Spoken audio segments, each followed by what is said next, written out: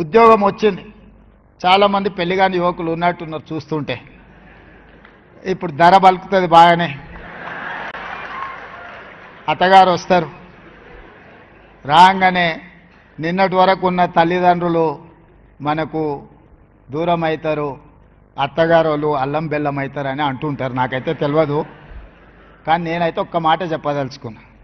తల్లిదండ్రులను గౌరవంగా తల్లిదండ్రులను మంచిగా చూసుకోని వాళ్ళు ఎవరైనా ఉంటే ఖచ్చితంగా వాళ్ళ జీతం 15% కోత విధించి మీ తల్లిదండ్రుల ఖాతాలలో వేస్తారు.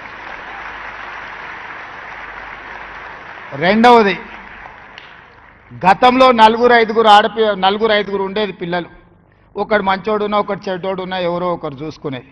మేమైతే 7 మంది అన్నదమ్ములు. మేము 7 మంది అన్నదమ్ములలో ముగ్గురం సరిగ్గా మా తల్లిదండ్రులు చూసుకోకపోయినా నలుగురు చూసుకునే అవకాశం ఉంది. కానీ ఈ కాలంలో ఒకే ఒక సంతానం ఉంటున్నది, కొడుకైనా బిడ్డ అయినా.